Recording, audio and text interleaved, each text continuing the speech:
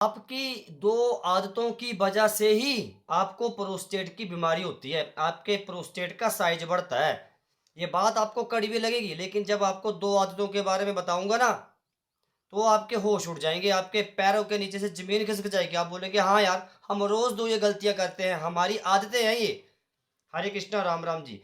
देखिए बुज़ुर्ग भाइयों, प्रोस्टेट का जो भार है, ये किसी इन्फेक्शन वायरस की वजह से नहीं बढ़ता। इसके लिए 2-3 कारण जिम्मेवार माने जाते हैं, जिनमें सबसे पहला जो सबसे प्रमुख कारण है वो होता है हार्मोन का इम्बैलेंस हो जाना। दूसरा, नाभि के नीचे वाला हिस्सा कमजोर होना, उसमें ब्लड का फ्लो अच्छे से ना हो पाना। तीसरा, खराब खान-पान। बस ये 2-3 कारण जिम्मेवार हैं। ठीक है? मतलब इसकी कोई रूट कॉज़ नहीं है। कोई इसका पक्का कारण नहीं बता सकता पूरी दुनिया में कि हाँ, प्रोस्टेट भैया इस कारण होता है, नहीं। मोटा-मोटा समझो कि जो सबसे बड़ा कारण वो होता है हार्मोन का इम्बैलेंस हो जाना। अब बुजुर्ग भाइयों, आपने वो 2 गलतियों को समझना है, सुधारना है उनको। नहीं तो आप चाहे बढ़िया से बढ़िया कोई भी घरेलू उपाय कर लो, कोई महँगे से महँगा ब्राज़ील नट्स भी खा लो, कुछ नहीं होने वाला। हाँ जी, मैं बिल्कुल सही बोल, चाहे आप कच्चे अनार की छाल का काढ़ा ही पी लो। इन आदतों को नहीं बदलेंगे ना, तो आपको ज़िंदगी भर कोई फ़र्क नहीं पड़ेगा। यही वजह है कि कुछ बुज़ुर्ग भाई कंट्रोल तो कर लेते हैं, लेकिन दोबारा प्रोस्टेट का भार बढ़ जाता है। इन आदतों को आप बदलते नहीं। और जो सबसे पहली आदत है ना, वो कौन-सी है? घंटों तक एक ही पोज़ीशन में बैठे रहना। ज़रा मेरी बात को गौर करके समझना बुज़ुर्ग भाइयों, वरिष्ठ नागरिकों। जैसे इस समय मैं कुर्सी पर बैठकर वीडियो शूट कर रहा हूँ। अगर मेरी उम्र 50-60 साल से ऊपर है और मुझे प्रोस्टेट की दिक्कत है, गौर कीजिए मेरी बात पे, और अगर इसी कुर्सी पे मैं आधा घंटे 1 घंटा लगातार बैठा रहूँ तो क्या होगा? अब मेरे प्रोस्टेट ग्रंथि के ऊपर ज़्यादा दबाव पड़ेगा। इस बात को समझिए, क्या मैं समझाने की कोशिश कर रहा हूँ। तो अगर आपको भी आदत है मोबाइल देखते रहना, टीवी देखते रहना एक ही पोज़ीशन पे, मतलब ऐसे कुर्सी पर बैठे-बैठे अगर आपको भी आदत है टीवी देखने की, मोबाइल फ़ोन देखने की, इस आदत को बदलो। हर 15 मिनट के बाद ब्रेक लो, थोड़ी ऐसे स्ट्रेचिंग कर लो, ऐसे-ऐसे कर लो थोड़ा ये, ऐसे-ऐसे कर लो, ऐसे थोड़ा उठ के हिल जा, मतलब थोड़ा 15-15 मिनट के बाद पैदल चलो थोड़ा-थोड़ा, उसके बाद दोबारा बैठ जाओ कुर्सी पे, वो आदत सही है। आप मोबाइल देख सकते हैं, टीवी देख सकते हैं, खुलकर देखो।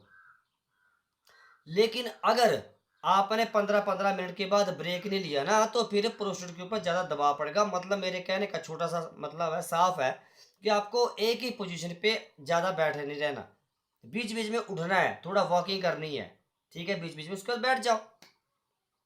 देखिए होता क्या है, अगर आप एक ही जगह पर लगातार बैठे रहेंगे, एक ही कुर्सी पर, एक ही बेड पर लगातार बैठे रहेंगे घंटों तक, तो आपके नाभि के नीचे वाला हिस्से में, जिसको पेल्विक एरिया बोलते हैं, वहाँ पे ब्लड सर्कुलेशन इम्प्रूव नहीं होता। और अगर ब्लड सर्कुलेशन अच्छा नहीं होगा, ठीक है, ब्लड का फ्लो अच्छा नहीं होगा, तो वहाँ पे सूजन बढ़ती है, तो प्रोस्टेट में सूजन बढ़ेगी।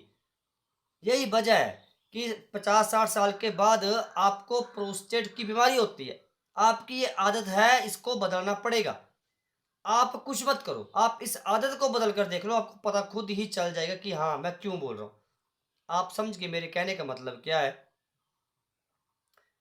शरीर के जिस भी हिस्से में ब्लड सर्कुलेशन अच्छा नहीं होता ना, ब्लड का फ्लो अच्छा नहीं होता, वहाँ पर सूजन आने का खतरा होता है। ये मेरे ख्याल से आपको समझाने की ज़रूरत नहीं है, ये बहुत ही कॉमन सी बात है। बात आप समझ गए ना क्यों मैं समझा रहा हूँ? तो ये एक काम आपने करना है, अगर आप में ये आदत है, इस आदत को आज से बदलना है। घंटों तक एक ही पोज़ीशन में बैठे नहीं रहना। हर 15 मिनट 20 मिनट के बाद ब्रेक लो, थोड़ी-सी स्ट्रेचिंग कीजिए, ऐसे-ऐसे कीजिए, थोड़ी स्ट्रेचिंग कीजिए, थोड़ा पैदल चलिए, बस उसके बाद दोबारा कुर्सी पर बैठ जाओ आराम से। क्योंकि बुढ़ापे में घुटनों में दर्द की समस्या भी होती है, तो उनको फिर पैदल चलना मुश्किल होता है। अगर आपको मैं बोल दूँ कि सुबह-शाम टहलो, वॉकिंग करो, तो वैसे नहीं होगा ना, घुटनों में दर्द अगर आपको है तो कैसे वॉकिंग करेंगे सुबह-शाम? तो सिंपल सा फंडा है, घर में आपको बैठे रहना है, ज़्यादा घूमने की ज़रूरत नहीं है, टीवी देखो, फ़ोन देखो, लेकिन बस 15-20 मिनट के बाद थोड़ा वॉकिंग कर लो, बस थोड़ा-सा ऐसे स्ट्रेचिंग कर लिया करो, ऐसे-ऐसे, ऐसे-ऐसे थोड़ा-सा उठकर चल लिए 1-2 मिनट बाद, बस उसके बाद दोबारा टीवी देखना बैठ गए, मोबाइल देखना बैठ गए आप। कोई दिक्कत नहीं है, ज़्यादा डरना नहीं है यहाँ-वहाँ की वीडियोज़ बातें सुनकर कि हाँ, पैदल चलना बहुत ज़रूरी, अरे जब घुटनों में दर्द हो तो पैदल कैसे चलेंगे? पैदल क्या खाक चलेंगे क्या? जब घुटने ही साथ नहीं देते तो सिंपल सा फंडा मैंने आपको समझा दिया। बैठे रहो पूरे दिन घर पे, कोई दिक्कत नहीं है। बस थोड़ा आधे-आधे घंटे बाद या 15-20-20 मिनट के बाद थोड़ा वॉकिंग करते रहो, घर के अंदर ही। बारिश लगी है बाहर, ठंड है तो कहाँ घूमने जाएँगे? घुटनों में दर्द बढ़ेगी। घर के अंदर ही, कमरे के अंदर ही थोड़ा टहलते रहो बस, 1-1 2-2 मिनट बस, और क्या। थोड़ा गैप दे दो 15-20-20 मिनट के बाद बस। ये कुछ बातें होती हैं जो आपको समझना पड़ती हैं। हो सकता है मैं आपको समझा नहीं पा रहा हूँ अच्छे से, लेकिन थोड़ा बहुत अगर आप समझ गए मेरे कहने का मतलब क्या है, तो बस आप इस समस्या को कंट्रोल कर ले जाएंगे, उस समस्या से बच सकते हैं, कोई मुश्किल काम नहीं है। अब जो दूसरी आदत है, अच्छा ये आदत समझ गए ना क्या है? बड़ी कॉमन आदत है, ये कॉमन एक हैबिट है, इस हैबिट को बदलना पड़ेगा, क्योंकि इस आदत की वजह से प्रोस्टेट का भार बढ़ता है। मैंने साफ शब्दों में, स्पष्ट शब्दों में समझा दिया, इतना गहराई से कोई नहीं बताएगा आपको भैया, सच है। दूसरी आदत, जिस आदत की वजह से प्रोस्टेट का भार बढ़ता है, वो क्या है? आपको कोई भी ये सलाह कभी देता ही नहीं कि आपको योगासन करना है। कौन सा? तितली आसन, बटरफ्लाई योगासन। ये एक आदत ऐसी, अगर आपने इस आदत को ज़िंदगी में अपना लिया, इस आदत को ज़िंदगी में डाल लिया ना, तो दुनिया की कोई ताकत आपके प्रोस्टेट को नियंत्रण में आने से रोक नहीं सकती। हाँ जी, बटरफ्लाई योगासन, तितली आसन, बड़ा टॉप क्लास योगासन है। इससे क्या होता है, जैसा आप तितली आसन करना शुरू करते हैं ना, तो आपके नाभि के नीचे वाले हिस्से में तुरंत जो ब्लड का सर्कुलेशन है वो इम्प्रूव होना शुरू हो जाता है। हाँ जी, ब्लड का फ्लो इम्प्रूव होता है तुरंत नाभि के नीचे वाले हिस्से में। क्योंकि मैंने बता दिया, प्रोस्टेट का साइज